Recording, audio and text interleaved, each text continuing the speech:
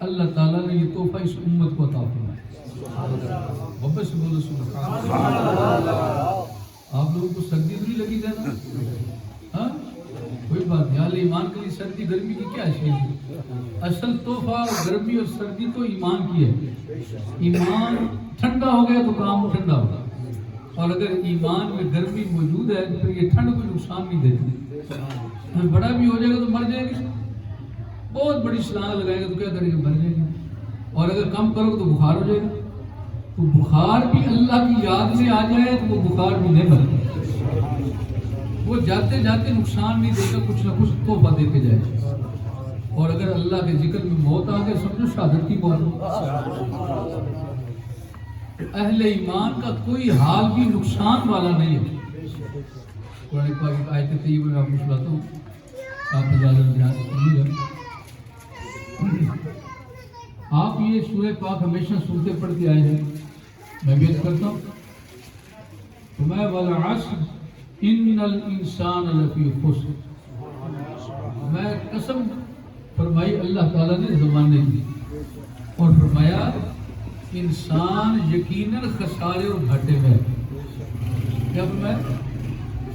انسان سراسر گھاٹے میں، نقصان میں ہے. آگے الگ کر دیا گیا فرمایا الا الذین آمنوا. میں نہ بھائی نا آگے بات سنا ساری نا ادھر ٹھہر جاؤ. میں الا الذین آمنوا یعنی انسانوں میں سے اللہ نے نکھیر دیا. میں الا الذین آمنوا وعملوا الصالحات. میں ان انسانوں میں سے وہ لوگ جو الگ ہو کے ایمان لے آتے ہیں، پھر اچھے کام کرنا شروع کر دیتے ہیں. وتواصوا بالحق وتواصوا بالصبر.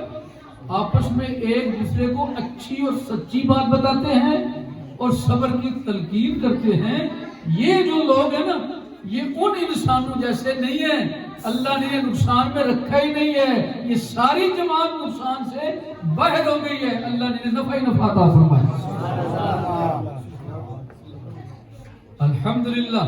ہم میں سے جس کا ایمان اس کا فکر کرو اور اللہ کا شکر ادا کرو کہ یا اللہ تو نے ہمیں وہ انسانوں کا نقصان جو عام انسانوں کا نقصان ہے، تو نے ہمیں اس سے نکالا، ایمان کا تحفہ عطا فرمایا اور ہمیں نفع والے لوگوں میں شمار فرمایا. آپ حضرات پریشان تو نہیں ہو رہے؟ شاید آپ دیکھ رہے کہ دولہے کے سر ٹوپی کی طرف سے آ گئی. سارے میں توجہ کر لیں. بات میں آپ سے سنا رہا ہوں، میری بات سنیں. وہ بھی میں سمجھا دیتا ہوں. کیا خیال ہے؟ دولہے ٹوپی نہیں پہن سکتے جی؟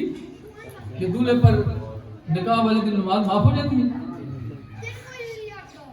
اس پر جیسے حیثیت مسلمان ہونے کے عام مسلمانوں پر جو چیزیں فرض ہیں، نکاح کے وقت بھی وہ چیزیں فرضی رہتی ہیں. جو واجب ہیں وہ واجب کی واجب ہی رہتی ہیں.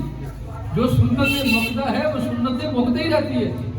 نکاح کے کرنے سے اسلام کا قانون نہیں بدلتا. ہم نے اپنے آپ کو اسلام کے مطابق بدلنے کی کوشش کری. ویسے کلے پہن کے پہنو، سر ننگا نہ رکھا کرو. اور اگر سر پر کچھ بھی نہیں پہنا، اچھی محفل میں بیٹھا جائے تو کیا کرنا چاہیے؟ سر کو ڈھانپ لینا چاہیے. ویسے تو پرانے لوگوں کا حال یہ تھا، پہلے جتنے لوگ بزرگ لوگ نیک لوگ جب کسی گلی سے نکلتے تھے نا جی، نوجوان شرم کے مارے سر پر کوئی نہ کچھ شے رکھ لیتے. اور جو بزرگ لوگ ہوتے تھے وہ ڈرتے کو نہیں. اگر کسی نوجوان کا سر ننگا دیکھ لیتے نا کہ ماشاءاللہ، پھر اس کی شامت آ جاتی. وہ زبان سے کچھ نہیں کہتے تھے، کر کے دکھاتے تھے. کیا بولا؟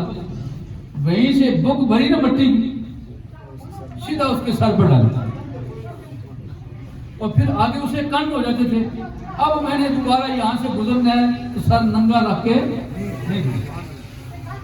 یہ ہماری پہچان ہے. اگر سر ننگا ہو جائے تو ایسا نہیں کفر ہو گیا، نہ کوئی حرام کام ہو گیا. یہ ہے اسلامی انداز ہیں، آداب ہیں. ہم مسلمان ہیں، کوئی بے ایمان تھوڑے. اس کا ایک طریقہ کار ہے. اگر کوئی ایسی صورتحال ہو جائے تو انہونا کام نہیں ہے. اگر دولہا اور دلہن بھی اپنا سر ڈھانپ کے بیٹھ جائے یہ اچھی بات ہے، یہ گناہ والی بات نہیں. الحمدللہ. میں عرض کر رہا تھا کہ ہم سارے کون لوگ ہیں؟ اہل ایمان ہیں. اور جو مومن ہے وہ نقصان والے، ان کا کوئی حال بھی نقصان والا نہیں ہے. نفع والا ہے، ہر حال نفع والا ہے۔ آپ سوچ رہے ہوں گے یہ کیسے ہو سکتا ہے؟ کیا ساری زندگی بندے کو نفع ہی ہوتے ہیں؟ نقصان بھی تو ہو جاتے ہیں کہ نہیں ہوتے؟ نقصان بھی تو ہو جاتے ہیں۔ تو کیا خیال ہے؟ اللہ کا حکم ہے تو پھر ہر حال کیسے نفع میں ہے؟ لو سنو میں بتاتا ہوں ہر حال کیسے نفع میں ہے۔ قرآن پاک میں اس کا ذکر بھی اللہ نے بیان فرما دیا۔ میں اے بندہ مومن تو نے مجھے مانا ہے، میرے بھیجے ہوئے سارے نبیوں کو مانا ہے، میری عطا کردہ ساری کتابوں کو قبول کیا ہے، تو نے میری مانی ہے، میں تجھے نقصان میں نہیں رہنے دیتا، تیرا ہر پل نفع میں ہے، ہر پل نفع میں ہے۔ میرے مالک مجھے تو نقصان ہو جاتا ہے، کبھی بیمار ہو جاتا ہوں، کبھی اولاد فوت ہو جاتی ہے، کبھی مجھے زخم آ جاتا ہے، کبھی میں گر پڑتا ہوں، کبھی ہڈی ٹوٹ جاتی ہے، کبھی نفع پورا نہیں ہوتا، کبھی دنیاوی اعتبار سے نفع نہ ہونے کی وجہ سے نقصان ہو جاتا ہے، اور تو فرماتا ہے مومن کو کوئی نقصان نہیں ہے۔ اس کی کیا وجہ ہے؟ اس مالک کی طرف سے جواب آتا ہے وَلَنَبْلُوَنَّكُمْ بِشَيْءٍ مِّنَ الْخَوْفِ وَالْجُوعِ وَنَقْصٍ مِّنَ الْأَمْوَالِ وَالْأَنفُسِ وَالثَّمَرَاتِ وَبَشِّرِ الصَّابِرِينَ الَّذِينَ إِذَا أَصَابَتْهُم مُّصِيبَةٌ قَالُوا إِنَّا لِلَّهِ وَإِنَّا إِلَيْهِ رَاجِعُونَ۔ ہم کون سا سب کو آزماتے ہیں؟ ہم بھی انہی کو آزماتے ہیں جو ہمارے ہوتے ہیں۔ بولو ساتھ کچھ ہی بات سبحان اللہ کہنے گا، کیا فرمایا؟ آزماتے بھی ہم انہی کو ہیں جو ہمارے، جنہیں ہمارے سے بولا جن پر ہم نے خاص عنایت فرمائی ہے، یہ نعمت اور ہے تاکہ ہم انہیں آزمائیں گے، پھر ہم انہیں اور عطا کریں گے، اور آزمائیں گے اور عطا کریں گے، اور آزمائیں گے اور عطا کریں گے، اور آگے سچی پکی مور لگا دی فرمایا وبشر الصابرین، اے میرے محبوب جو ان تمام تکلیفوں سے گزر کے منہ سے شکایت نہ کرے، صبر کی خوشبو سے اپنے ماحول کو خوشبودار رکھیں، میں مالک تمہیں سند دیتا ہوں، ان صبر کرنے والوں کو بشارت دے دیجئے، ہم نے ان کو دنیا اور آخرت کی کامیابی عطا فرما دی۔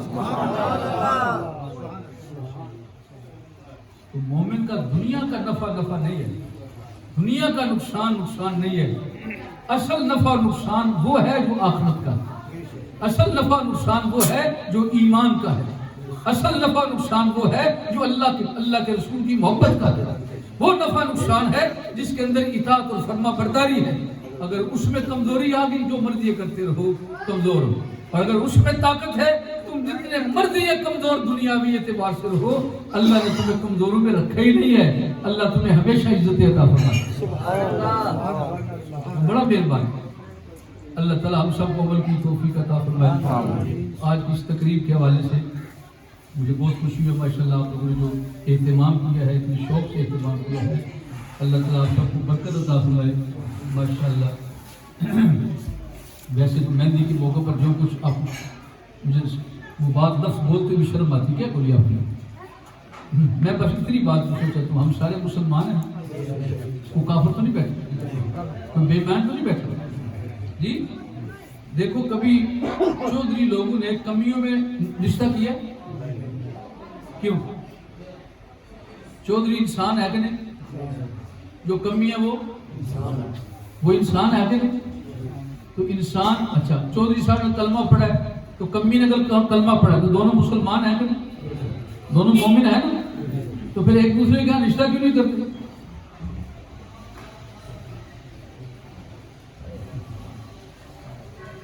ہاں بولو گے آپ اپنی پہچان، ہاں اپنی پہچان رکھتے ہو کہ نہیں؟ آپ کو یہ مسئلہ یاد ہوگا، آپ کہیں گے جی دین نے ہمیں اجازت دی ہے، بالکل ہے، کوئی میں سمجھاتا ہوں آپ، دین نے کیا اجازت دی ہے؟ کف کا خیال رکھو، برابری کا خیال رکھو، کیا اجازت دی ہے؟ برابری کا خیال رکھو، لیکن اس برابری میں 3 چیزوں کا فرمایا، نمبر 1 حسن و جمال، نمبر 2 مال، نمبر 3 دینداری اور ایمان، اور آخر میں فرمایا یہ جو پہلی 2 چیزیں ہیں نا، ان کو چھوڑ بھی تو کوئی بات نہیں، لیکن ایمان کو نہ چھوڑنا، اگر فیصلہ کرنا ہو تو ایمان پر آگے کر لے، یہ آخری آدمی. ہمارے ہاں پھر بھی احتیاط ہے، کوشش کرتے ہیں کہ رشتہ داری اپنے خاندان میں کرتے ہیں. یہ جو ہم خاندان میں کرتے ہیں وہ اپنی اس پہچان کو برابر رکھتے ہیں، اور یہ برابر رکھنا کوئی گناہ نہیں ہے، یہ ٹھیک ہے، لیکن اس کا معیار یہ رکھو جو میں نے بتایا. 3 شرطیں. نمبر 1 حسن و جمال، مال کو حلال والا. اگر پتہ ہے حرام کمائی والا کہ جان اس میں نہ پھنسانا اپنے آپ کو. اور تیسری کیا بات بتائیے؟ ایمان، اچھی عادات، دینداری. اگر وہ موجود ہے تو دینداری کو رسول اللہ نے باقیوں میں زیادہ اہمیت دی ہے. اگر تمہیں کوئی دیندار بیٹی مل جائے یا دیندار بیٹا مل جائے، پیسہ نہ بھی ہو، حسن و جمال نہ بھی ہو، تب بھی تم نقصان میں نہیں ہو. اللہ نے تمہیں نفع کا رستہ عطا فرمایا. تو جس طرح ہم خاندانی پہچان کو کسی صورت میں بھولنے کے لیے تیار نہیں، تو جو اللہ نے ہمیں پہچان دی ہے کہ ہم مومن اور مسلمان ہیں، تو کیا ہمیں مسلمانی کی پہچان کو برقرار نہیں رکھنا چاہیے؟ ہمیں مسلمانی کی پہچان کو برقرار رکھنا ہے، اور وہ تب بھی ہوگا جب ہمیں شادی گزارنے کا طریقہ بتایا جائے. جیسے ہمیں کھانے پینے کا طریقہ معلوم، اٹھنے آنے جانے کا ہو، کھانے پینے کا ہو، بات چیت کرنے کا ہو، معاملات کا ہو. الحمدللہ ہمارا دین اتنا صاف ستھرا اور کامل دین ہے. اللہ تعالیٰ نے کھانے پینے سے لے کر رات کو سونے تک، سونے جاگنے سے لے کر قبر میں پہنچنے تک وہ سارے کا سارا طریقہ بتایا ہے کہ ایسے ایسے کرتے جانا، تمہیں کہیں نقصان نہیں ہوگا. ہر پر اللہ تعالیٰ اس رستے پر تمہیں نفع ہی نفع عطا فرمائے گا. اور نکاح کا کیا طریقہ ہے؟ تمہیں سب سے پہلے کیا کرنا؟ آپس میں بات چیت کر کے گواہ لینا، پھر آپس میں اللہ اس کے رسول کے حکم کے مطابق ایجاب و قبول کرنا. اس میں 3 چیزیں بڑی اہم ہیں جو خرچے ہم کرتے ہیں، وہ یاد رکھ لیجیے گا، اس پر عمل کریں. نمبر 1 پہلا خرچہ کیا ہے؟